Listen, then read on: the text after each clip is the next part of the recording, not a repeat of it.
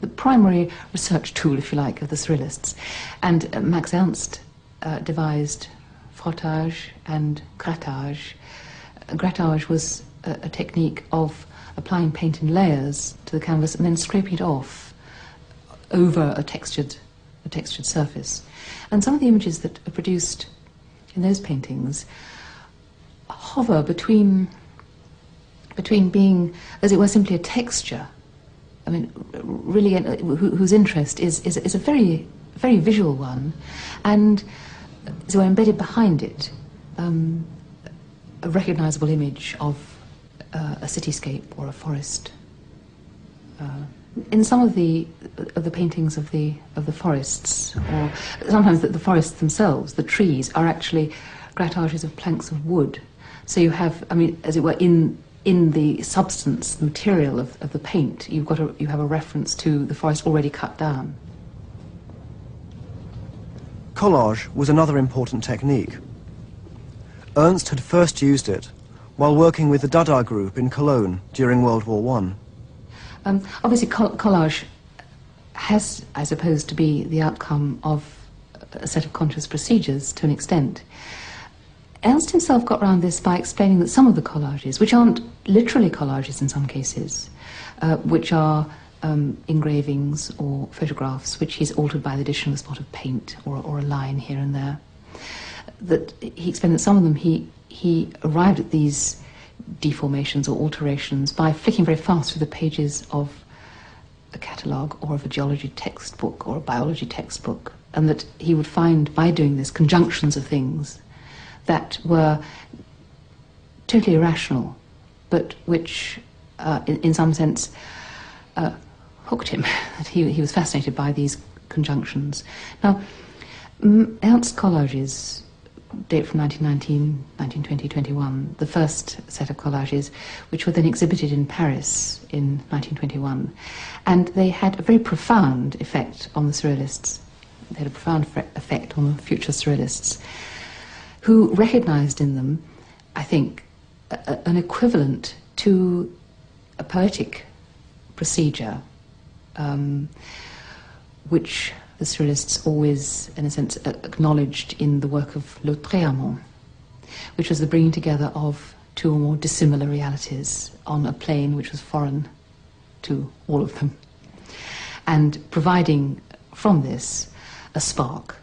And in a sense, this spark was, Breton used this sort of electrical image, but this spark was what he saw as, what he described as the Surrealist light. I mean, something which would actually illuminate, but disorient the viewer. I mean, illuminate the world through disorientation. And I'm not saying necessarily that Ernst was familiar at this point with Le Tréamont, but that this notion of bringing together unlikely things was at the heart of his concept of collage as well. I think crucial to these collages is the notion of disorientation, that you may have a landscape, for example, but the landscape contains elements that must be foreign to it, and it contains objects within that which are foreign to the landscape and to each other. And so you have a world, if you like, an image which could only exist as a consequence of an imaginative reordering of the world. Now, this imaginative reordering was something that Breton felt could only occur through unconscious procedures. Others have argued that it could be done consciously, but for Breton this was something that could only be done in a sense without your realizing it was being done. If you knew it was being done, it was cliché.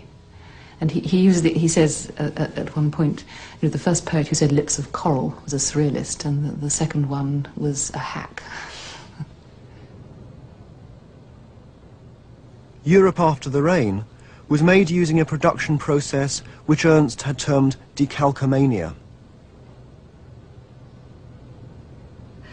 The technique of decalcomania is a typical technique in terms of it being semi-automatic. It's done by putting glass or a sheet of paper onto the surface and pulling it away, so you get this sticky kind of surface. And then, though, one thinks that's all there is to it. Surrealism, automatism is always a cheat. Then Ernst comes and turns that sticky texture into a geological map full of monsters and fossils.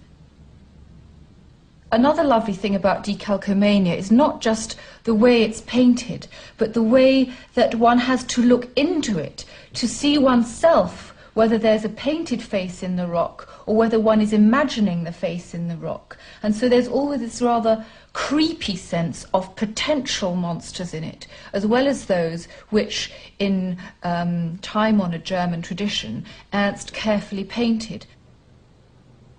It's in these techniques, then, as well as in his imagery, that Ernst sought to generate material which would bear on both social and psychological reality. Revolution, for the Surrealists, was always understood as involving a synthesis of these two realities, the outer and the inner worlds, as Ernst put it. The word révolution for them meant two very distinct things. It meant the Marxist revolution, and in particular the Soviet revolution in Russia, with all that that entailed, i.e. complete restructuring of society, the revolution of the proletariat, the abolition of capitalism, on the one hand. On the other hand, it meant the revolution in personal behaviour and understanding of human beings as posited by Freud. It was very much a group to which you had to be admitted. It wasn't something you would just choose to join if you felt like it. It was a kind of collective, but it was a collective with a rather exclusive membership, which definitely thought of itself as being a group who were committed on every level to the revolution, social level and at the artistic level. But they had no illusions about themselves as active politicians.